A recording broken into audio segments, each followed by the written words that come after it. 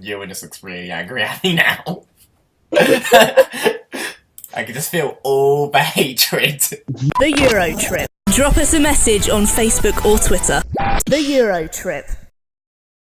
Hello everybody, the Euro Trip Roundup once again. Emily and I, as always. This time we have Ewan from Eurovar. And yeah, we're just going to jump straight into this time. The Melody Festival and host for 2017 have been announced. They consist of Clara Henry, who is a Swedish blogger, Hasse Andersson, who went for Melody Festival in 2015, and David Lindgren, 3-time Melody Festival finalist with Shout It Out, Skyline, and We Are Your Tomorrow. Ewan, as our guest, you have the floor first. What do you think of these 3 hosts for Melody Festival?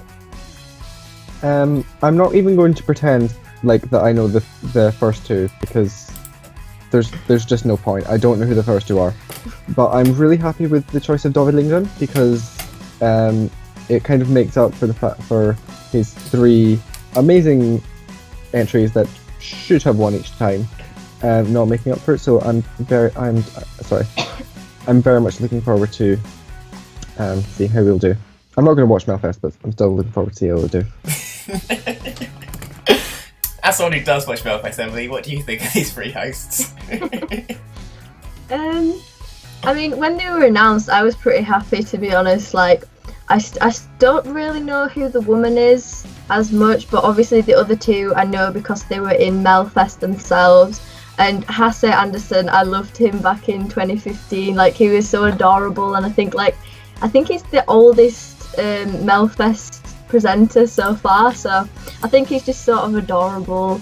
And then David Lindgren, obviously, as Ewan said, like it's good that he's had the chance to host. But yeah, I think a lot of people I saw were quite underwhelmed at this choice because obviously last year we had so many people and a lot of big names and stuff, but I think this trio will do pretty well at hosting.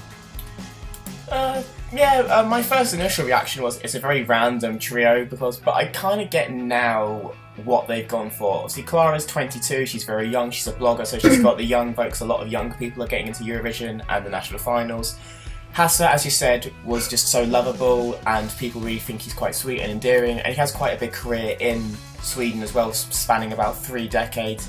And then obviously there is David Lindgren, who probably will take on the main, I want to say, performing roles, like in between the acts and whatnot. He will be like the main performance, like the interval acts and whatnot.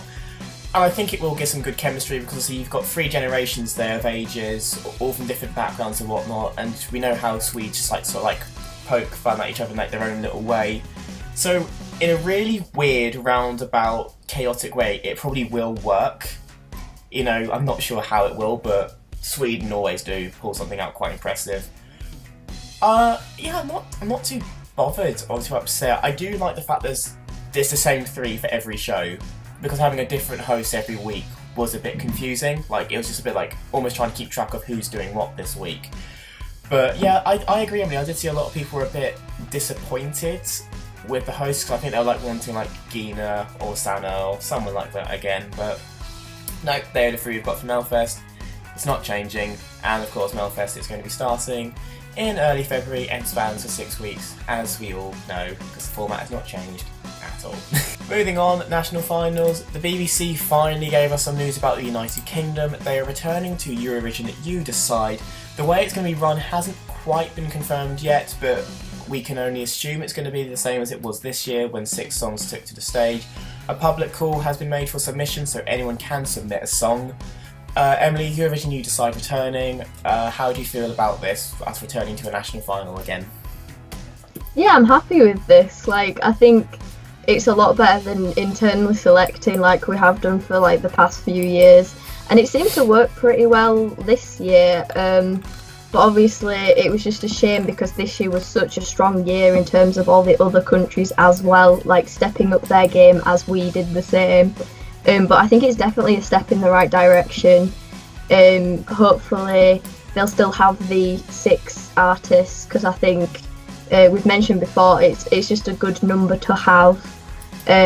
So yeah, I'm quite happy about it, and hopefully we'll be able to get down there ourselves again and get some coverage and stuff. But yeah.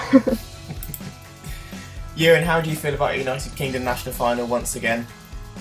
I'm really happy that we're doing a completely open national final again. I really think that this time it'll be a lot better than last year because it was good, but it wasn't the best that the BBC could have produced. But I think given that it's more of since it was broadcast last year, it was more of a high profile, so hopefully it will be a bit better.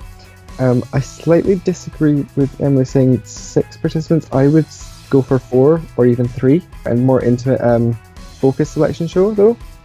I just think it would give more time to really like the songs, or even having some form of online like selection beforehand. But I think keeping it small would be best in my opinion.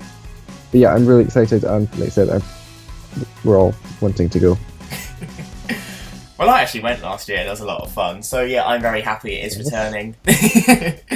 I would have it bigger, actually. I think it needs about 10 songs. I don't think 6 was enough last year, but that's just me. I just like the bigger, longer shows.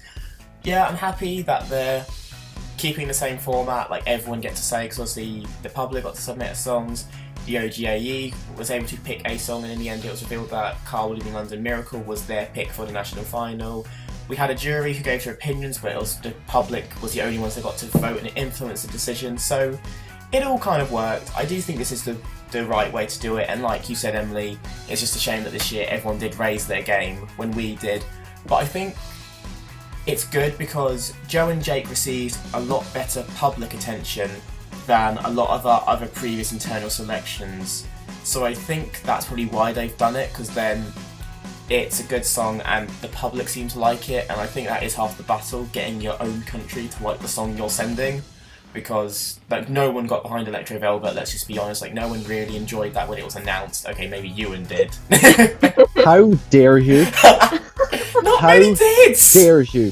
That is that is the second best entry this country has ever produced, and how dare you?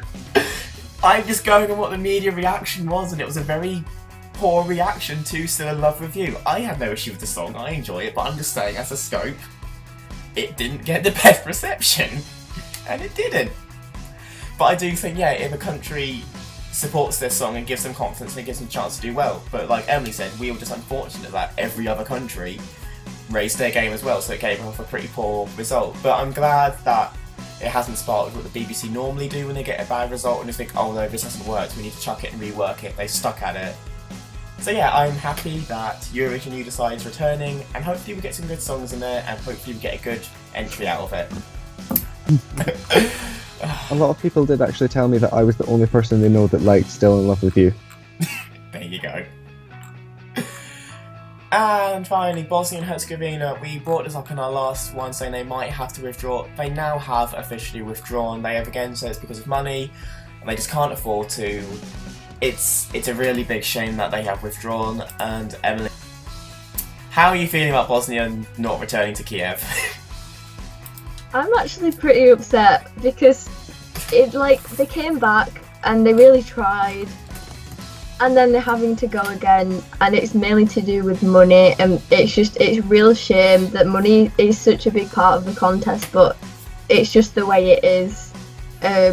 And it's just really unfortunate, but as I've said before, like, hopefully this will give them like a little bit of a break, so then they can like think of an idea for when they do return, whether it be like next year or like the year after, just as long as they like know what they're doing.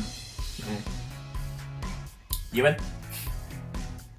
I'm kind of, as much as I am a massive fan of Balkan entries, I'm kind of not sad that Bosnia and Herzegovina aren't in, because given the current financial and political situation the state-owned broadcaster and the entire country is, it's better that they improve their situation and pay off and help try and pay off the EBU debts than completely bankrupt themselves.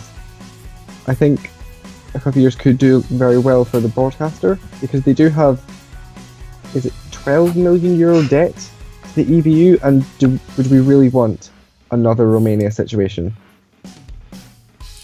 No, so yeah, I agree. You know, we've said this countless times every time we have brought up Bosnia in reviews and podcasts and whatnot.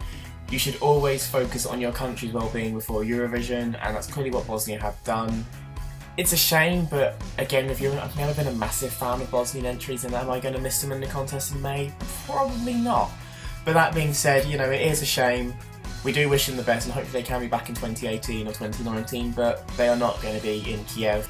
But that's all we've got for today, quite a short one. Agree or disagree on any of our points, let us know.